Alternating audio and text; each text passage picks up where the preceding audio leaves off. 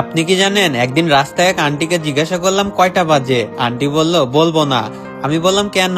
Aunty বলল আরেকদিন যে কোনো জায়গায় দেখা হলে জিজ্ঞাসা করবে তাই। আমি বললাম করতেই তো পারি। আন্টি বলল সেই জন্যই বলবো না। আমি বললাম কারণটা কি?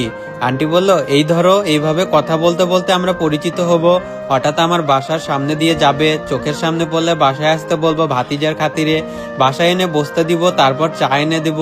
এরপর তুমি বলবে চাটা দারুণ হয়েছে, কে তৈরি করেছে? আমি বলবো আমার মেয়ে। তারপর তুমি বলবে দেখি আপনার মেয়েকে, এত ভালো চা যিনি বানান তাকে একটা ধন্যবাদ জানাই। তারপরে হাই হ্যালো এইসব হবে, কিছু কথাবার্তা হবে। তারপর মাঝে মাঝে আমার বাসায় আসতে থাকবে। একসময় ভালোবাসা হবে, তোমার মিষ্টি কথায় আমার মেয়ে তোমার প্রেমেও পড়তে পারে। একসময় বিয়ের জন্য প্রস্তুত হবে, আমার কাছে আমার মেয়েকে চাইতে আসবে। তারপর আমার মেয়ে বলবে আম্মু রাজি হয়ে যাও। বলতো আমি তখন কি চিন্তা করব? আমি বললাম বলেন শুনি কি চিন্তা করবেন? আন্টি বলল আমি এমন ছেলের সাথে মেয়ে বিয়ে দিব না যে একটা ঘড়িও কিনতে পারে না। এটা শোনা মাত্র তো আমি বেহুশ।